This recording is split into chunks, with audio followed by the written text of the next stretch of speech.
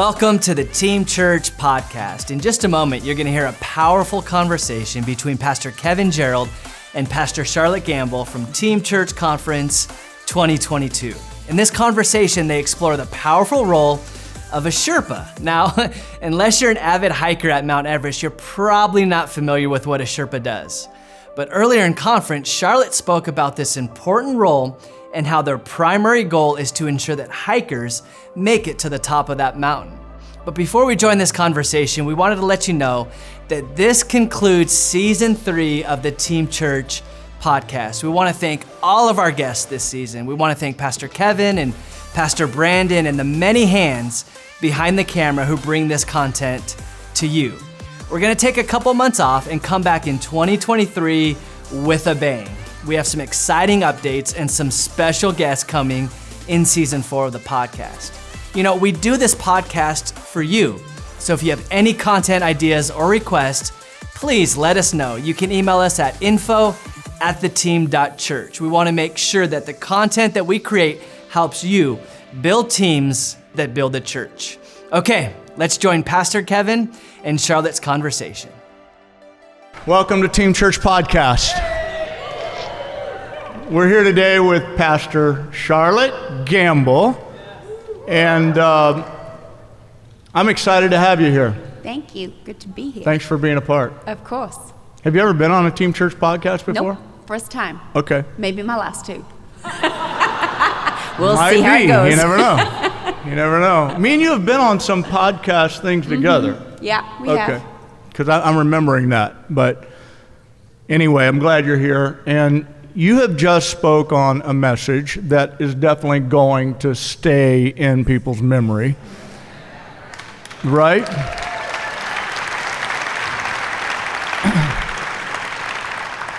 Here at Team Church Conference, and you talked about the Sherpa. You want to give us the exact title? Searching for Sherpas. Searching for Sherpas. And I'd like you just, if you would, to say what that is and what you mean by the word Sherpa. Well, Sherpa is the term that's given to a group of people in the Himalaya region. That they actually are a group of people that are known because they take tourists, for want of a better word, or explorers, or wannabe, conquerors up Mount Everest. But the Sherpas are the people you never hear about. You never see them take a selfie on the top of the mountain. But it's their whole life's journey is to get people to where they want to be, to get them up the mountain in a safe way. And so that's their job. That's their role. So it's not only, as I'm sitting there listening to your message, it's not only that you're able to go to the top of the mountain. A Sherpa is a person who's actually helping other people to go. And there's a brilliance in that I want to unpack a little bit, and we'll just talk about general leadership today. But I'd like to tell everybody, first of all, and let everybody know a little bit about your background, in that you have served in the local church on a team, and then you have also been the leader, the lead pastor of a team, and you are now also, probably as much as anyone else I know, you are involved with and on location with a lot of church teams across the world. And I would say a large part of what you do, many people know you as a speaker, which we all respect, and you're a brilliant communicator, but a lot of people don't know how much time you invest in building teams that build the church. And so it's so appropriate to have you here in that context today. As I listened to you talk about the Sherpa, something came to my mind, and that is that as a pastor for many years, I have often struggled with the idea, or I guess we'll call it a frustration, of me feeling like that I have a lot of people who are helpers and people who I can count on in terms of their loyalty and their commitment to the church.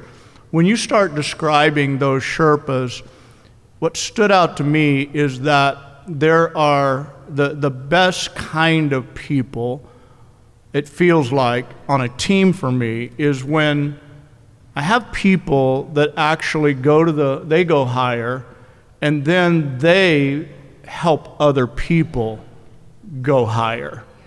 So they don't stay where they were before they started working with me, and they change mentally, they change, their thought processes change, their skill levels change, all of that gets higher, and then rather than holding on to that, they actually become Sherpas themselves, and they take other people higher. What I wanted to ask you, and where I'd like to start, is I think that there's a tension in a person that I'd like to address. There's a tension in a person who would say, you know what, I give my heart to this church. I give my time to this church. I love this church.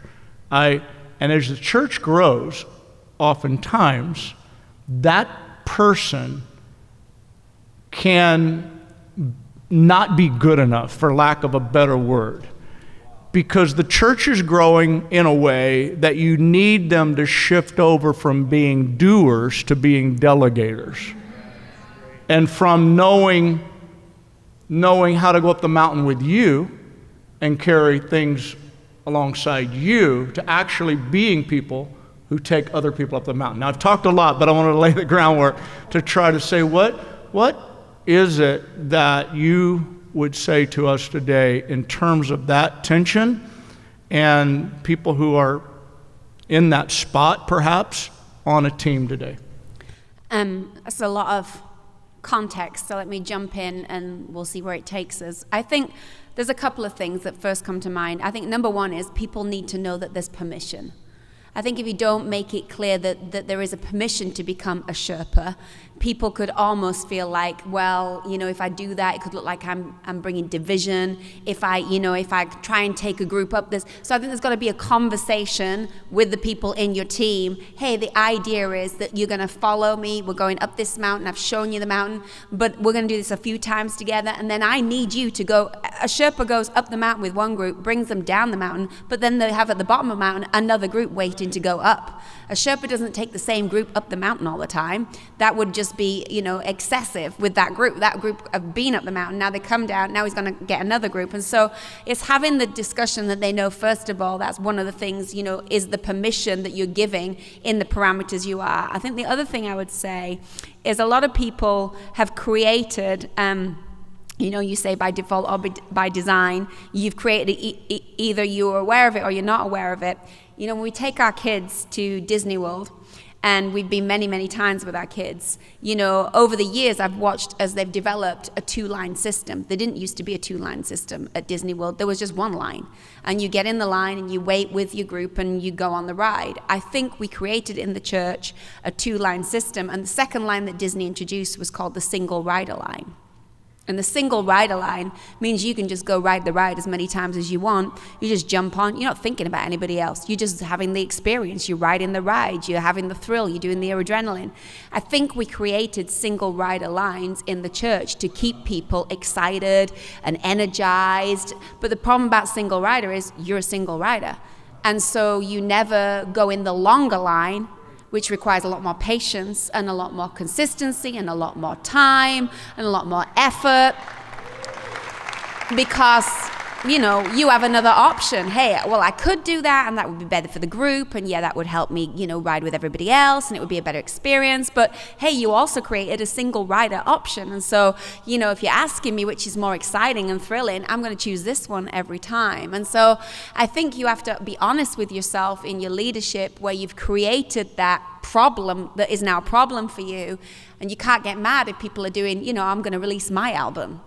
I know the church are doing an album, but I'm going to release my album. I'm going to write my book. I know I'm going to write my curriculum. I know this was the curriculum, but you created a single rider option because you wanted to keep them excited about the journey. And so I think it's navigating that, and it's not that you're trying to prevent them from getting out what's in them, but what you're trying to teach them is we're not supposed to be single riders.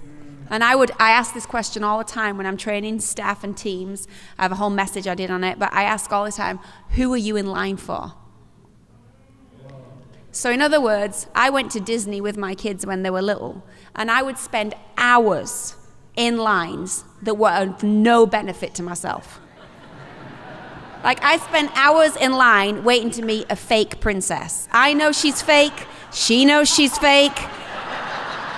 Like, I don't need to shake the hand of Ariel, who's not really swimming underwater. When she leaves us, she's got feet. I can see them. So, you know, it doesn't, I don't need to be in this line. But here's the thing. If I'm not in this line, my kids will never realize the dream in their heart, which was to meet that princess. So I'm not in the line for me anymore. I'm in the line because of the younger people that are attached to me. Oh, good. Wow. So I think you gotta ask yourself and ask your team, who are you in line for? Wow. Like, who are you in this line for? And Wow. if all the answers come back to them, you know you've got a single rider issue. Single rider issue. People who like to go up the mountain on their own.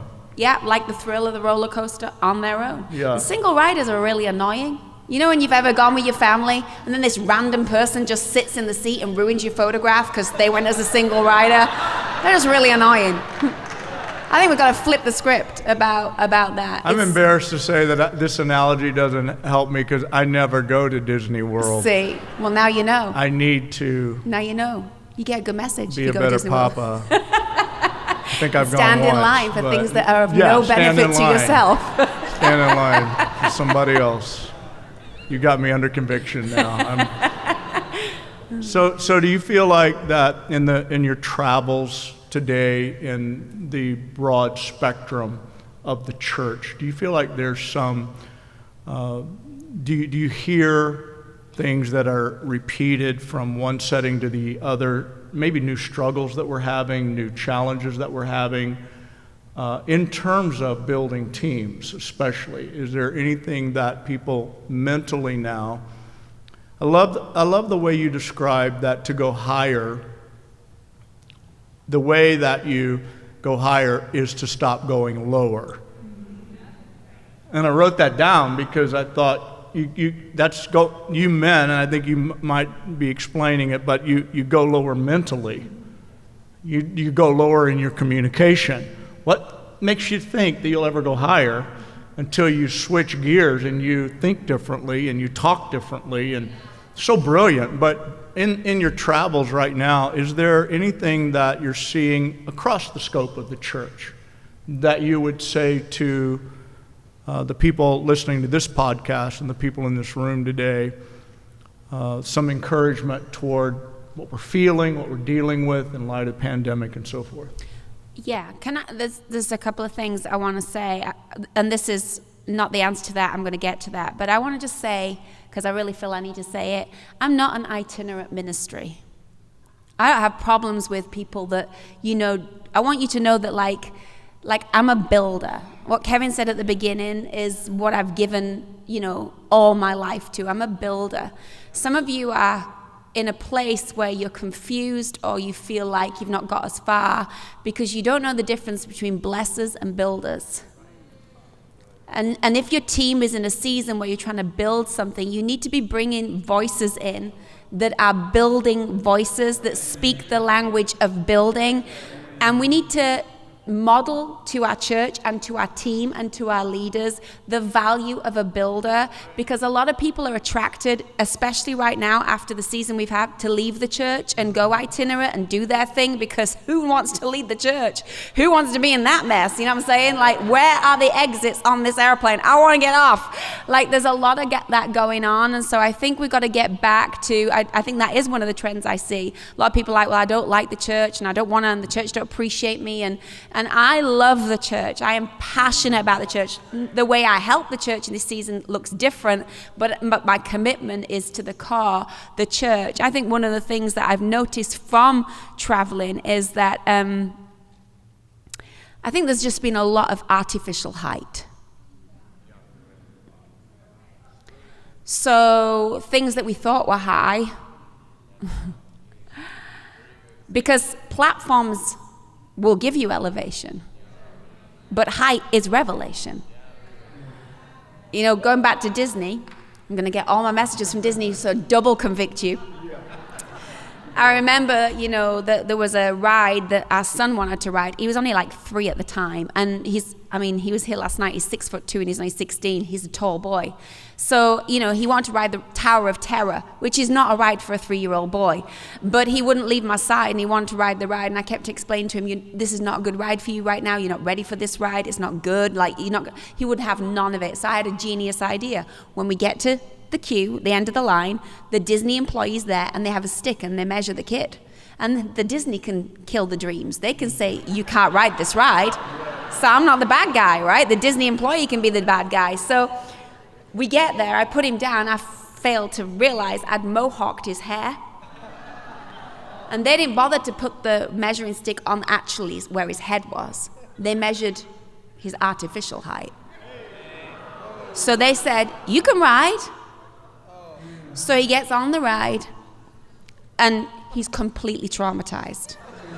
The door's shut, he's screaming, he's terrified, because he was not ready to ride that ride. So let me tell you what happened. For 4 years, now he is ready. Now he is tall enough.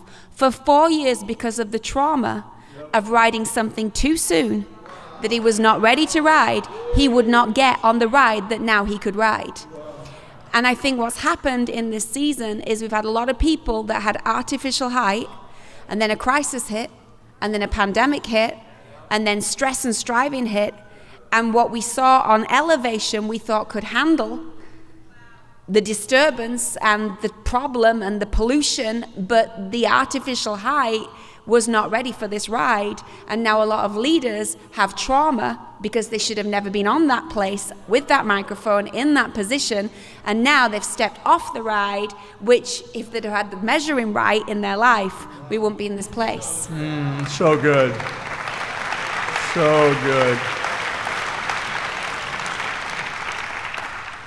I think accepting that, though, as pastors, that when people are traumatized or people are affected, as I said already in this conference, I talked about the wounded pastors and the fact that leaders who are in church leadership are often times hurt and seriously damaged and don't have anyone to go to and anyone to talk to. I think, though, in a time like we've been in, it's difficult to discern actually what we should keep pushing past and when we should pull ourselves or others out of that game. Do we play hurt or do we need to heal? And I think that is when we talk about the artificial height and we talk about things that have happened, I feel for people who have actually been put on stages or artificial height by other people and too quickly, and people who have been promoted, and people who are in places where they actually now have an exposure in their leadership. There's an exposure of some kind, and that exposure has created this hurt now, this damage that they have. And so I just think it's a challenge in discerning that, is all I wanted to say. I think that we're here today talking to teams, and I feel like that there's oftentimes there's not a real handle on what's actually happening and where people have been affected and how they've been affected. But back to, I think, what you said, let me just ask you this. If you were right now in a scenario where you feel like there's been some sort of artificial height, as you called it, or there's been some sort of what would you say to a team member who feels right now damaged, hurt, out of sync, not functioning well, they know they're not themselves? What would you, can we take a minute and you just talk to that person for a minute? I think you have to say, stop the ride. Like I need to, like you said about your staff in the session earlier, which if you're listening to the podcast, you have to get the messages from the conference, because Pastor Kevin was talking about, you come to a point and you said to your staff, hey, turn your phone off, step away, and I think there comes a point where you have to just say, because the thing is, a church is like a train. It's moving, and so sometimes you've got to pull the emergency call button and just go, I just need to stop a minute, not even just for your sake, but for all the sake of the people in the carriage with you. I mean, that's the mindset we've got to get into our. And you hiding it and you saying, well, I'll just, muddle through and I'll be fine, actually doesn't just affect you, it affects everybody else that has to watch you muddle through and pretend that you're fine. And I think if we would say earlier on, hey, I'm stuck, or hey, I need help, then we could get the bleeding under control instead of you bleeding out.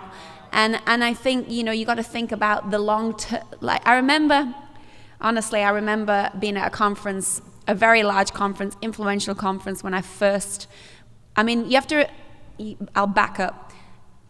I was from a very small church in a very, very small-minded community, which is where I grew up. Our church was probably about 400, 500 people at the time. It was a church that told women they should have their head covered to speak. I was not allowed to get up and do what you see me doing now. Like, when people see me, like, all right for you, I'm like, you have no idea of the private battles I've had to battle to even have a voice. But anyway, all that to say, God's got a sense of humor, because the second time I ever spoke outside my local church was I got an invitation to speak at the Hillsong Conference. This is going back like 20 plus years. I think that's one of the places our paths crossed. And I remember feeling like, oh my gosh, at that time, I don't want artificial height. I need to know that I'm supposed to be where I'm supposed to be. And I remember God saying, I am only calling you to be who I've called you to be. I am anointing your authenticity. That's what I'm anointing. Stay authentic. Stay authentic. And so I got off the platform going, listen, what's the worst thing that can happen? They'll never invite me back. I'm cool with that. This is a long flight anyway. It's how I rationed it in my mind. I was like, I'm not. But the weirdest thing happened. Then all these pastors were like, oh, where have you been all our life? Will you speak at my church? I'm like, this is a thing? People come and ask you to speak at their church? I had no clue. I remember this one pastor going, listen, he was an American, sorry, but he was. He goes, listen, you are really hot right now. Like, everybody wants you in their church. Like, you are really popular and hot right now. And my brain didn't have time to engage, to filter my thought that came out of my mouth. I said, sir, can I stop you there? I intend to be hot for the rest of my life.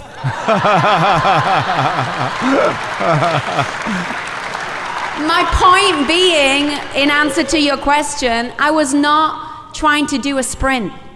This thing's a marathon. And you train different for a marathon than you do for a sprint. And some of you are hiding your hurt because you're frightened you'll get demoted. You're frightened they won't put you up to preach. They're frightened they won't empower you. And you just see a sprint and a finish line. So I can't tell you that because I might miss that opportunity. And I'm telling you, I'd rather you miss that opportunity so you can have that opportunity than fake it in this moment and miss that moment. Wow. So good.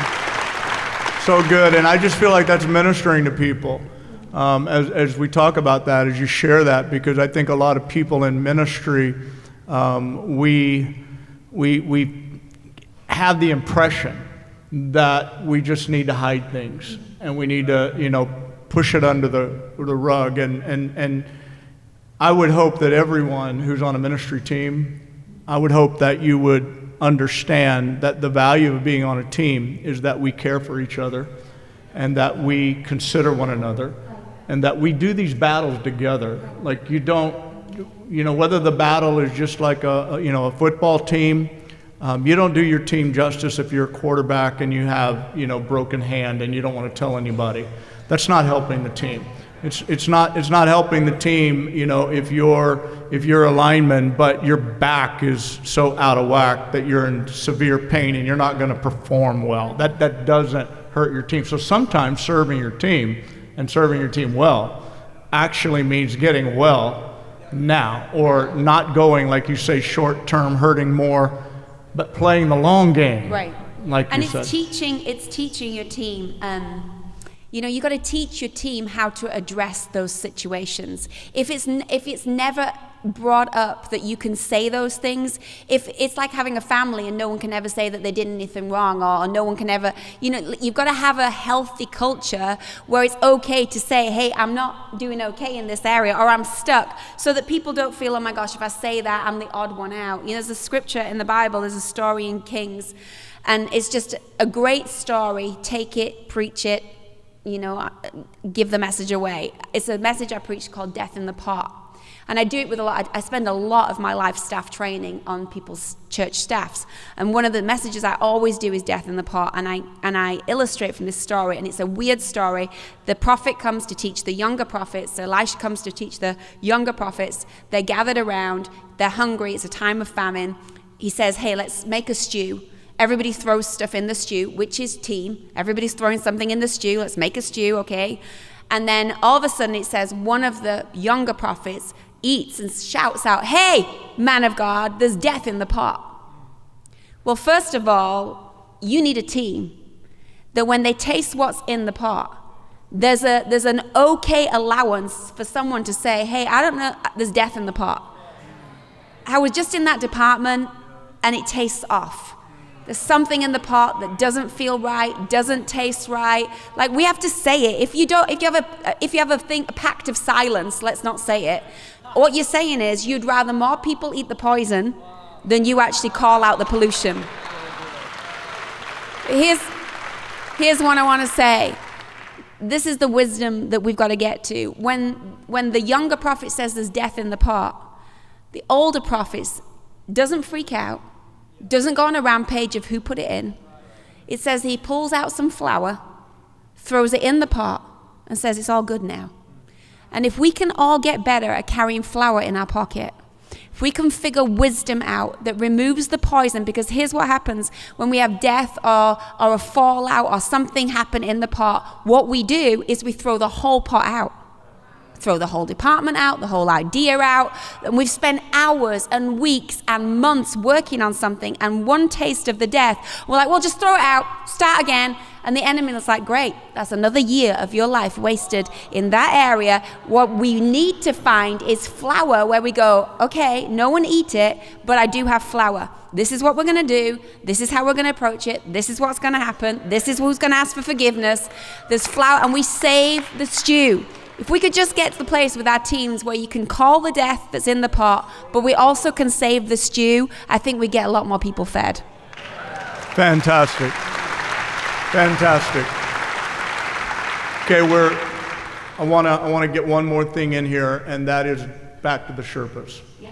And I want to just ask you about, this going up the mountain and being licensed to take people, qualified to take people, and I'm talking about leadership, basically, versus the idea that you can carry bags or you can help a Sherpa. Becoming a real Sherpa, okay? Someone has to entrust you. Someone has to really say to you that I believe that you can do this. The second thing that has to happen is that the people that are going to go with you, they don't go with you unless they trust you. You can't lead people who doubt you. And so there's that ability in Sherpa, in that and you talked about searching for. So I would just say in your life, my question to you would be, in your life and what you've observed, everyone maybe isn't supposed to be a Sherpa. Would you agree with that? When we talk about searching for Sherpas, we're not just saying, is there a volunteer? Right. You're looking for, like I said earlier, the Sherpas, they're even physiologically different. Like, they actually have a bigger lung capacity. They have a thinner bloodstream because they've lived at a higher altitude.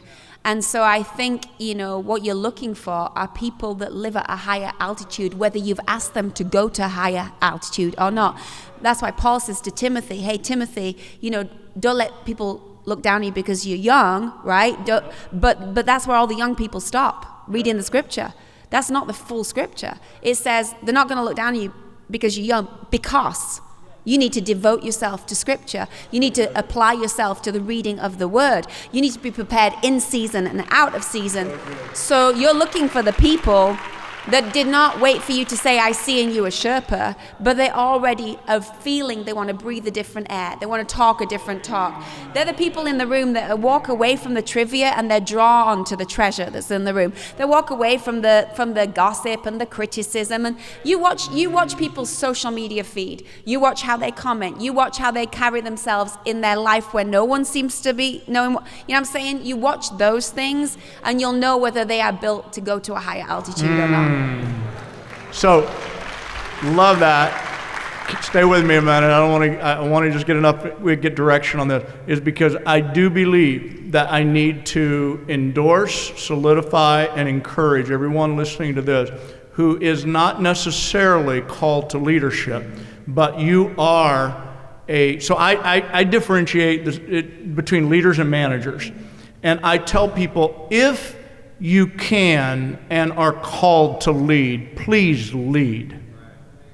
But not everyone who loves the church, serves the church, cares for the pastor, works hard, really committed, is actually supposed to lead. Some are more the management level. And I think that's what a lot of injury, like you said, has happened a while ago. And I want to just validate people today who you are serving your pastors. And you are a great PA, or you are a great manager, you are like a workhorse. Like you cannot be replaced like by somebody who has their aspirations to be a leader. I don't want to validate both in the sense that I feel like that it all boils down to you're either helping and serving a Sherpa, or you are becoming a Sherpa on the Sherpa's team. I call it leading like a team. If you get a team of Sherpas, now you got something going on. And when that begins to happen, I feel like that's where God can really use us in our flow and in our role.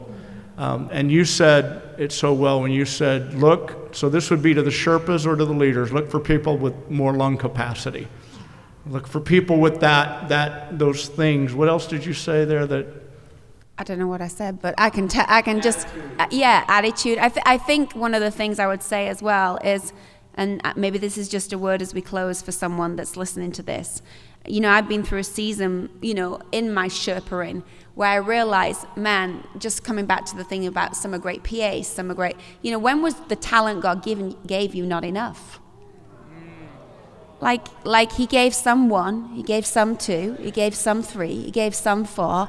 So when was what he gave you not enough? Who are we to tell God he gave us the wrong allocation? All God asks you to do with your 1 is something with your 2, something with your 3, something. And I think if we would get our eyes off everyone else's talent and get our eyes onto what you could be the best 1 in whatever area that God has asked you to be a 1 in. And so I think some of us confuse two things, and I'll wrap up because I know what time's gone. I think we confuse our capacity and our ability. Like God has made us all built for a certain capacity. That's what you're saying. Some are leaders, some are managers. The problem is that a lot of us are filling our capacity with our availability. And you got to get back to your capacity is filled with your ability. And then you're going to feel the reward. If you're doing that one thing all day long that God made you great at, you're filling your capacity with the gift that he made you great at. But if you're filling the capacity of your life by just being available to try this and do that and try and be that, you're going to feel unfulfilled and don't measure up in any area. So just, if God made you a capacity of this many, then focus on that ability and fill the capacity with just that ability, that ability, that ability, that ability. That's all I do. I said to Kevin in the break, I'm like, all my life I've I've served the local church, and my personality is I'm a helper. So I'm like, how can I help you? How can I help you? How can I help you? That's all I do. So I'm filling my capacity with helping. But if I was to think, oh, I'm going to fill my capacity with writing this and having a podcast and doing this, if that's my gift, then great.